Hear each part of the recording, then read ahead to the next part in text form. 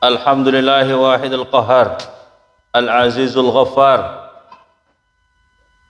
musarrifil umuri kama yasa'u wa yahtar. Ahmaduhu ala kulli hal wa a'udhu min hali ahli nar. Wa asyhadu an la ilaha illallah wahdahu la syarika lah wa kullu shay'in 'indahu bimiqdar. Wa asyhadu anna sayyidana wa nabiyyana Muhammadan abduhu wa rasuluh al-khatimul mukhtar. Allahumma salli wa sallim wa barik ala sayyidina Muhammadil Fatih lima alqal khatim lima sawaqan nas lil haqq wal haqq wal hadi ila siratikal mustaqim wa ala alihi wa sahbihi haqqa qadrihi wa miqdaril azim. Amma ba'du, ayyuhan nas ittaqullah ta'ala alladhi khalaqakum wasta'inu ala ta'atihi bima razaqakum wa hafidhu ala anfusikum wa ahlikum nara wa quduha an-nas wal hijarah wa aksiru dzikrallahi fa inna dzikru ya'dilu 'itqar riqab wa tubu ilaihi innahu yuhibbut tawwabin wa yuhibbul mutatahhirin. Amma ba'du, ma'asyiral muslimin jamaah Jumat rahimakumullah. Sebagai khatib saya berwasiat kepada hadirin semua, bil khusus kepada diri saya pribadi, marilah kita senantiasa tingkatkan kualitas iman dan takwa kita kepada Allah Subhanahu wa taala. Dan salah satu wujud daripada kualitas iman dan takwa kita kepada Allah Subhanahu wa taala adalah senantiasa menjaga budi pekerti atau akhlakul karimah. Dan inilah salah satu misi utama diutusnya Rasulullah sallallahu alaihi wasallam. Innama bu'istu liutammima makarimal akhlak. Sesungguhnya saya diutus, kata Rasulullah, adalah agar supaya menyempurnakan budi pekerti. Ma'asyiral muslimin, masalah budi pekerti ini menjadi sangat-sangat penting di dalam kehidupan kita, karena kita berkumpul, berinteraksi dengan banyak orang, bahkan kita tidak akan bisa terlepas dari makhluk sosial ini. Hadirin, akhlak kita yang paling utama yang diantaranya lagi adalah bagaimana budi pekerti kita kepada orang tua yang telah melahirkan kita, budi pekerti kepada guru-guru kita, budi pekerti kepada tetangga-tetangga kita, budi pekerti kita kepada seluruh makhluknya Allah, wabil usus wabil khusus, budi pekerti kita, akhlak kita kepada Sang Maha Pencipta yang telah menciptakan kita semuanya. Dan contoh terbaik di dalam masalah akhlak ini adalah Rasulullah sallallahu alaihi wasallam. Al-Qur'an, wa qala Allah taala, wa innaka la'ala khuluqin azim. Sungguh di dalam dirimu wahai Muhammad ada budi pekerti yang sangat agung. Jadi kalau contoh yang terbaik di dalam masalah budi pekerti ini adalah Rasulullah sallallahu alaihi wasallam. Wa qala Nabi sallallahu alaihi wasallam, wa inna husnal khuluq la yadhibul khati'ah kama tudhibus samsu al-jalid. Sesungguhnya budi pekerti yang baik itu adalah seperti apa ini mencairkannya dosa-dosa sebagaimana dicairkannya apa ini air di atas batu, air yang sangat keras itu. Wa qala Nabi sallallahu alaihi wasallam, asqalu ma yudha'u fil mizan khuluqun hasan. Sesungguhnya yang paling terberat daripada amal ibadah kita nanti di mizan, di hari di pertimbangan seluruh amal perbuatan kita adalah budi pekerti yang bagus. Wa qala Nabi sallallahu alaihi wasallam, inna ahabbakum ilayya wa aqrabakum minni majlisan yaumal qiyamah ahsanukum akhlaqan. Sesungguhnya orang yang paling aku cintai di antara kalian semuanya, wa aqrabukum minni, dan yang paling terdekat kepada diri saya nanti tempatnya di dalam surga di hari kiamat adalah ahsanukum akhlaqa, orang yang terbaik akhlaknya atau yang terbaik budi pekertinya. Wa qala Nabi sallallahu alaihi wasallam, min sa'adatil mar'i husnul khuluq, daripada keberuntungannya seseorang itu adalah manakala dirinya mempunyai budi pekerti yang bagus. Qila ya Rasulullah mas'um, ya Rasulullah apakah kesialan itu, apakah kecelakaan itu ya Rasulullah? Wa qala Nabi sallallahu alaihi wasallam, su'ul khuluq, orang yang sial itu, orang yang celaka itu adalah orang yang mempunyai budi pekerti yang jelek, budi pekerti yang jahat, budi pekerti yang tidak baik, khususnya budi pekerti kepada Allah, budi pekertinya kepada Rasulullah, budi pekerti kepada guru-guru, budi pekerti kepada ulama, budi pekerti kepada makhluk, budi pekerti kepada orang tuanya. Wa qala rajul li Rasulillah sallallahu alaihi wasallam, "Ausini, berilah wasiat pesan-pesan kepadaku ya Rasulullah." Faqala, "Ittaqillah haitsu kunta." Bertakwalah kamu dimanapun kamu berada. Ma'asyiral muslimin, ini pesan Rasulullah, wasiatnya Rasulullah. Jadi kalau kita ini mau menjadi orang-orang yang sukses dan beruntung, bertakwalah kamu ketika kamu di mana saja. Di rumah kita bertakwa, di kantor kita bertakwa, di rumah kita bertakwa, di tempat kerja kita bertakwa. Ketika takwa ini dibawa di mana saja, insya Allah dunia ini menjadi damai, dunia ini menjadi baik. Kenapa sekarang ini kok banyak permasalahan? Kadang-kadang di rumah kita bagus, di rumah kita menjadi orang bertakwa, di masjid kita bertakwa, di di majelis-majelis ilmu kita bertakwa. Tapi begitu di kantor tidak bertakwa, di tempat kerja kita tidak bertakwa. Ini yang menjadi masalah, sehingga berbagai masalah, problema kehidupan kita ini, kerusakan moral itu karena ketakwaan tidak dibawa di mana-mana. Inilah pesannya Rasulullah, bertakwalah kamu dimanapun kamu berada. Wa qala zidni ya Rasulullah, tambah lagi ya Rasulullah, pesan apa untuk saya ini ya Rasulullah? Qala ittabi'is sayyi'ah al-hasanah tamhuha. Kata Rasulullah, kalau kamu terjebak dalam dosa-dosa, kalau kamu terjebak dalam kemaksiatan-kemaksiatan, maka hapuslah dengan memperbanyak amal-amal ibadah. Seperti perbanyak sedekah, perbanyak amal baik, perbanyak amal baik. Sebab amalan kebaikan itu bisa menghapus dosa-dosa kita. Ma'asyiral muslimin, kalau kita sudah jelek dan tidak mau beramal baik, naudzubillah summa naudzubillah, bagaimana bisa mengharapkan dirinya mendapatkan rahmat Allah Subhanahu wa taala? Wa qala zidni ya Rasulullah, tambah lagi ya Rasulullah, pesan-pesan untukku ya Rasulullah. Qala khaliqin nas bi khuluqin hasan. Pergaulilah manusia, bergaullah kamu dengan manusia dengan budi pekerti yang bagus. Budi pekerti yang bagus. Ini kepada siapapun juga, Masrul muslimin. Jadi yang disebut adalah khaliqin nas bi khuluqin hasan. Jadi yang disebut adalah manusia, bukan hanya orang yang beriman. Bukan hanya orang yang beriman, siapapun juga manusia, pergaulilah mereka dengan budi pekerti yang baik.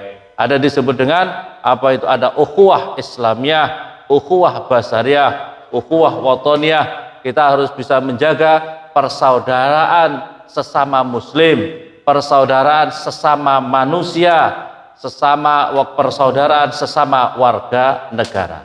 Ini harus kita jaga, ma'asyiral muslimin. Ini perintahnya Rasulullah. Jadi kalau ini pesannya Rasulullah, khaliqin nas bi khuluqin hasan. Wa qala Abdurrahman bin Samurah, kunna inda Rasulillah sallallahu alaihi wasallam. Diriwayatkan oleh Abdullah bin Samurah, kami ada di sampingnya Rasulullah sallallahu alaihi wasallam. Wa qala ra'aitul bariha ajaban. Kata Rasulullah, saya tadi malam melihat sesuatu hal yang ajaib. Ra'aitu rajulan min ummati. Saya melihat di antara umatku ini khasyiat ala rukbatih, yang berjalan di atas lututnya. Wa bainahu wa bainallah azza wa jal. Tetapi dirinya dan Allah itu ada hijab, tidak bisa dirinya menghadap Allah Subhanahu wa taala. Ini adalah gambaran nanti di hari kiamat. Nanti gambaran dari kiamat digambarkan kepada Rasulullah sallallahu alaihi wasallam. Terus kemudian orang ini berupaya bagaimana dirinya bisa mendapatkan rahmat Allah, bagaimana dirinya bisa menghadap Allah. Tidak bisa terus. Akhirnya kemudian ada amalan datang, malaikat membawa catatan amalan bahwa dirinya mempunyai akhlak yang baik, apa itu budi pekerti yang baik. Maka kemudian dengan itu orang ini bisa menghadap Allah, bisa berjumpa dengan Allah Subhanahu wa taala. Hadirin, ini hadis Nabi. Jadi yang diceritakan oleh Rasulullah sallallahu alaihi wasallam, seolah-olah kita bisa mengambil gambaran di sini, kalau kita ingin berjumpa dengan Allah, mendapatkan rahmatnya Allah, kasih sayangnya Allah, jaga akhlak kamu, budi pekerti kamu kepada seluruh makhluk Allah Subhanahu wa taala dinnya. Wa qala Fudail, balagana annahu qila li Rasulillah sallallahu alaihi wasallam. Sampai kepada diriwayatkan oleh Al-Fudail, diceritakan dari Rasulullah sallallahu alaihi wasallam, anna fulanah tasum, ada seseorang yang menyatakan kepada Rasulullah, ya Rasulullah, ada seorang perempuan yang setiap siangnya kecuali adalah hari-hari yang dirinya berhalangan, setiap siangnya dia banyak sekali berpuasa, malamnya dia istiqomah sholat malam, tahajud malamnya dia istiqomah. Tetapi dia itu punya budi pekerti yang tidak baik ya Rasulullah. Dia suka menyakiti hati tetangga-tetangganya, dia suka menyakiti sesama makhluknya yang ada di kanan kirinya ya Rasulullah. Dengan lesannya itu jahat ya Rasulullah. Lesannya itu keras, lesannya suka meremehkan orang lain. Lesannya itu suka merendahkan orang lain. Lesannya itu suka menyakiti orang lain. Sekarang ini untuk menyakiti orang lain tidak hanya dengan mulutnya saja, tapi bisa dengan tangan kita, dengan medsos kita bisa menyakiti hati orang lain. Hati-hati ma'asyiral muslimin. Faqala la khaira fiha. Kata Rasulullah, tidak ada amal baik sama sekali. Ma'asyiral muslimin, padahal dia tahajud malamnya rajin, puasanya rajin, tetapi gara-gara suka menyakiti hatinya orang lain, tidak ada kebaikan sama sekali. Wahya min ahlin nar, kata Rasulullah, dia itu ahli neraka.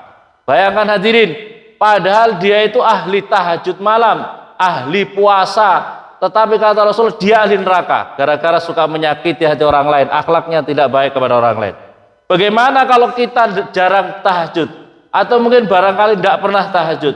Bagaimana kalau kita jarang sholat puasa sunnah, tetapi mulut kita, tetapi perilaku kita suka menyakiti hati orang lain? Bagaimana kita bisa mengharapkan masuk surga kalau orang ahli tahajud, ahli puasa saja masuk neraka gara-gara budi pekerti yang jahat? Kalau kita tidak punya amalan yang seperti itu, justru sangat-sangat memungkinkan kalau kita naudzubillah termasuk ahli neraka. Maka oleh karena itu jaga lisan kita, jaga perilaku kita, akhlakul karimah kita ini. Wa qala Nabi sallallahu alaihi wasallam, su'ul khuluq dzanbun la yughfar. Budi pekerti yang jelek itu adalah dosa yang tidak bisa diampuni. Ma'asyiral muslimin, hati-hati ma'asyiral muslimin, ini hadis Nabi ini. Su'ul khuluq dzanbun la yughfar. Jeleknya budi pekerti itu dosa yang tidak bisa diampuni. Hadirin, sekarang ini kalau kita melogikakan, hadirin, kalau kita sekarang ini melogikakan, kita kalau sekarang ini kita mempunyai bahasa yang jelek atau melecehkan orang lain, apalagi di lewat medsos, ya, apalagi lewat medsos, yang kita caci maki, yang kita rendahkan itu mungkin karena apa? Lewat medsos, dan itu kemudian terus menerus diupload, terus menerus orang bisa melihat sampai hari kiamat, dan itu terus menerus berdosa. Kalau mungkin kita bisa minta maaf kepada orang itu, tapi akibat daripada kejadian itu, medsos itu tidak bisa dihapus. Masalahnya tidak bisa dihapus karena terus menerus akan bisa bisa diperbarui lagi, akan bisa diupload lagi, akan bisa dibuka kembali. Kalau kita mohon maaf mencaci maki presiden, mencaci maki para pejabat, masalah seperti ini kita bisa dimaafkan kalau hakul adami, kalau kita bisa minta maaf dan dimaafkan. Masalahnya kalau kita sekarang ini mencaci maki presiden, para pejabat yang ada di Jakarta masalahnya apakah bisa kita bertemu sama presiden minta maaf, Pak Presiden, saya dulu mencaci maki Anda ketika jadi presiden. Masalahnya kita bisa tidak menghadap kepada Pak Presiden untuk minta maaf dan dimaafkan. Kalau minta saja oke, permasalahannya bisa dimaafkan apa tidak? Ini menjadi masalah. Jadi hadis Nabi ini, su'ul khuluq dzanbun la yughfar. Budi pekerti yang jelek itu dosa yang tidak bisa diampuni. Wa su'dzon khati'ah la tafuh. Orang yang mempunyai sangka jelek, persangkaan jelek itu adalah suatu kejahatan, suatu dosa yang semerbak kemana-mana. Innal abda la yablughu min su'in khuluqihi asfala darki jahannam. Qala Nabi sallallahu alaihi wasallam. Hadis Nabi, sesungguhnya seseorang hamba itu bisa masuk kepada jurang neraka yang paling terdalam dengan jeleknya budi pekerti. Qala Nabi sallallahu alaihi wasallam, innal abda la yablughu bi husni khuluqi aqsa darajatil akhirah. Tetapi seseorang hamba itu bisa mendapatkan kedudukan yang sangat tertinggi di dalam surga nanti dengan baiknya budi pekerti. Oleh karena itu hadirin, waqala Imam Al-Ghazali fa husnul zahir wa al-jamal kama arafta. Hadirin, untuk masalah budi pekerti ini Al-Imam Al-Ghazali menjelaskan orang yang mempunyai budi pekerti yang baik itu bisa dilihat secara zahiriahnya. Zahiriahnya dia punya bahasa yang halus, punya budi punya sikap yang bagus. Ini adalah akhlak yang baik secara zahiriah. Kama arta wa husnul batin ghalabatus sifah al-hamidah ala sifatil mazmumah. Tetapi akhlak secara batiniah, kata Imam Ghazali, jadi oleh karena itu akhlak itu bisa dinilai dari dua sisi, lahiriah maupun batiniah. Batiniahnya apa? Batiniahnya adalah manakala sifat-sifat terpujinya, sifat-sifat baiknya itu mengalahkan sifat-sifat kejahatannya, sifat-sifat mazmumah, sifat-sifat yang tercela. Jadi sifat yang bagus itu lebih mengalahkan daripada sifat-sifat tercelanya. Oleh karena itu hadirin yang dimuliakan oleh Allah, jadi ini pembagian Imam Ghazali.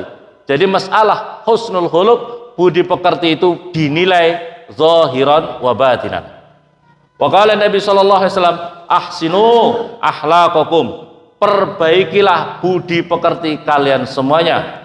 Ij'alul khaira adatan. Wa qala Nabi bersabda, jadikanlah budi pekerti yang baik itu menjadi adat kebiasaan kalian semuanya.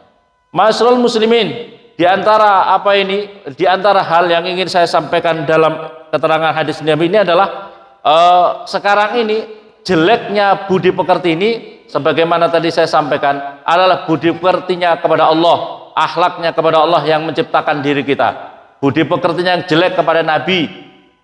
Kalau kita budi pekerti yang baik kepada Nabi, bagaimana caranya? Adalah mengikuti sunnah-sunnah Nabi, membaca sholawat, memperbanyak baca sholawat kepada Nabi. Di antaranya adalah rajin istiqamah membaca sholawat minimal 1000 kali kepada Nabi Muhammad SAW. Ini adalah di antara sifat-sifat yang terpuji berkaitan kita kepada Rasulullah SAW. Budi pekerti kepada pewarisnya Nabi. Hadirin, kalau kita termasuk akhlak budi pekerti yang jelek adalah kalau kita ngaku cinta Nabi tapi tidak cinta ulama, kita ngaku cinta Nabi tidak mau belajar sama ulama, anak-anak kita dijauhkan daripada ulama, anak-anak kita tidak mau mengikuti para ulama, maka itu termasuk juga akhlak budi pekerti yang jelek. Hadirin, sayati zaman, kata Rasulullah SAW, akan datang suatu masa yafirruna 'anil ulama wal fuqaha. Akan datang suatu masa tanda-tanda kiamat sudah dekat adalah manakala orang-orang umatnya Rasulullah sudah menjauh daripada ulama, sudah menjauh daripada ulama-ulama ahli fikih. Mereka tidak mau belajar lagi kepada ulama, mereka hanya mencari ijazah saja. Tidak mau belajar kepada ulama. Kita belajar Al-Quran, tidak ada ijazahnya. Kita belajar tafsir Al-Quran, tidak ada ijazahnya. Kita belajar hadis, kita belajar fikih, kita belajar nahwu sorob, tidak pakai ijazah. Tetapi ini tidak ada yang cenderung, anak-anak kita tidak didorong seperti ini, belajar kepada ulama seperti ini. Hati-hati, ini adalah tanda-tanda kiamat. Tanda-tanda kiamat itu adalah ketika kita sudah semakin menjauh daripada ulama dan ahli fikih. Padahal kalau kita ngaku Rasulullah, al-ulama warasatul anbiya, ulama itu menjadi pewaris para nabi. Jadi kalau kita cinta ulama, kok tidak cinta sama pewarisnya, itu namanya kata-kata yang tidak bisa dipertanggungjawabkan. Cinta Nabi, tapi tidak cinta pewarisnya. Ini bagaimana? Kalau kita ngaku cinta sama orang tua kita, tidak cinta sama ahli warisnya, itu sama saja tidak menghargai, itu namanya. Kalau seseorang sudah seperti ini, maka Allah akan menimpakan azab kepada orang itu 3 cobaan. Yang pertama, yusallitullah sultanan zalimah. Allah akan memberikan pemimpin-pemimpin yang jahat, pemimpin-pemimpin yang jahat, yang korup, yang zalim. Ini adalah akibat apa? Akibat kita jauh daripada ulama ahli fikih. Yang kedua adalah yarfullah barakata kasbihim. Allah akan menghilangkan berkah-berkah kerjanya. Mungkin dirinya dapat uang, Tetapi uang itu tidak menyebabkan dirinya semakin dekat sama Allah, tidak menyebabkan anak-anaknya dekat sama Allah, tapi justru dekat dengan kemaksiatan-kemaksiatan. Itulah tandanya hilang berkah kerjanya. Wa yakhrujuna minad dunya bighairi iman. Yang paling terberat daripada itu adalah dirinya akan dikeluarkan dari dunia ini tanpa membawa iman. Naudzubillah summa naudzubillah. Semoga bermanfaat. Barakallahu li wa lakum fil Qur'anil azim wa nafa'ani wa iyyakum bima fihi minal ayat.